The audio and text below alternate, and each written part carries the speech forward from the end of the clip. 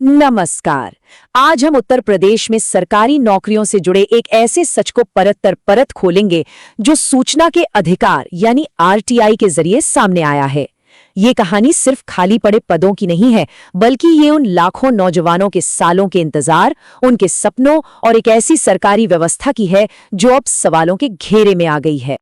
चलिए सीधे मुद्दे पर आते हैं। देखिए समस्या कितनी बड़ी है, इसका अंदाजा आप इसी एक आंकड़े से लगा सकते हैं। सिंचाई विभाग में ट्यूबवेल ऑपरेटर्स यानी नलकूप चालकों के 11,608 पद खाली हैं। ये सिर्फ एक नंबर नहीं है, ये एक बहुत बड़े संकट की ओर इशारा कर रहा है, जिसका असर प्रदेश के युवाओं और किसानों दोनों पर पड़ रहा है। तो सवाल ये है कि ये चौंकाने वाली जानकारी आखिर हमें मिली कैसे?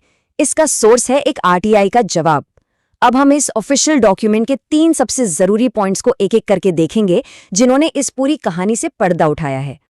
ये रहा वो दस्तावेज, 5 जनवरी 2026 की तारीख वाला ये आरटीआई जवाब ही हमारे इस पूरे विश्लेषण की बुनियाद है। इसी एक कागज ने सरकारी दावों और जमीनी हकीकत के बीच का जो फर्क है, उसे बिल्कुल साफ कर दिया है। आइए जरा गौर से देखते हैं कि इसमें लिखा क्या है। तो आरटीआई से मिला पहला जवाब इस नंबर की पुष्टि करता है। विभाग ने ऑफिशियली खुद ये माना है कि नलकूप चालक के कुल 11,608 पद इस समय खाली पड़े हैं। ध्यान दीजिए, ये कोई अंदाजा नहीं है, ये विभाग का अपना रिकॉर्ड कह रहा है। अब दूसरा जवाब इस कहानी को और भी ज्यादा हैरान करने वाला बना देता है।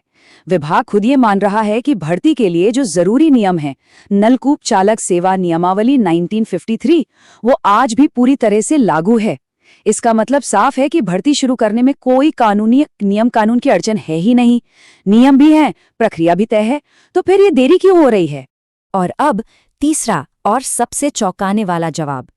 ये सब जानने के बाद कि हजारों पद खाली हैं, नियम भी मौजूद हैं, विभाग साफ साफ कहता है कि भर्ती से जुड़ी कोई भी प्रक्रिया फिलहाल विचाराधीन नहीं है। जी हाँ, आपने सही सुना, कोई भी प्रोसेस अंडर कंसिडरेशन है ही नहीं। तो अब हम कहानी के सबसे बड़े सवाल पर पहुंचते हैं। एक तरफ हजारों पद खाली पड़े हैं, दूसरी तरफ उन्हें भरने का कोई प्लान तक नहीं बन रहा है। ये स्थिति अपने आप में कई गंभीर सवाल खड़े करती है, जिनके जवाब सरकार को देने ही होंगे। ये स्लाइड इस पूरे मामले का निचोड़ है। जरा सोचिए, 11,608 पद खाली हैं, भर्ती के नियम पूरी तरह से लागू हैं और प्रदेश के हजारों आईटीआई क्वालिफाइड युवा नौकरी के लिए तैयार बैठे हैं।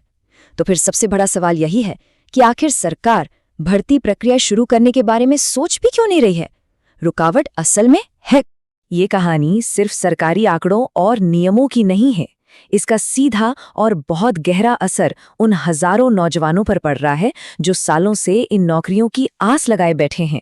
चलिए एक नजर डालते हैं कि ये इंतजार आखिर कितना लंबा हो चुका है।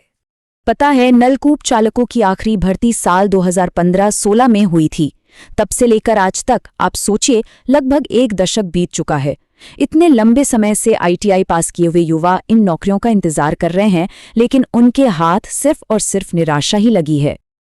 और इस सालों लंबे इंतजार ने युवाओं को अपनी आवाज उठाने पर मजबूर कर दिया है।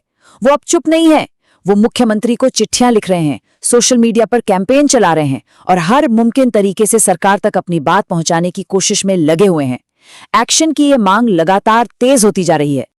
अब जब ये सारी जानकारी सामने आ चुकी है, तो जाहिर है जो प्रभावित युवा हैं और जो आम जनता है, उनकी तरफ से कुछ बहुत ही साफ और जायज मांगे रखी जा रही हैं। ये सिर्फ नौकरी की मांग नहीं है, बल्कि ये न्याय और जवाबदेही की भी मांग है।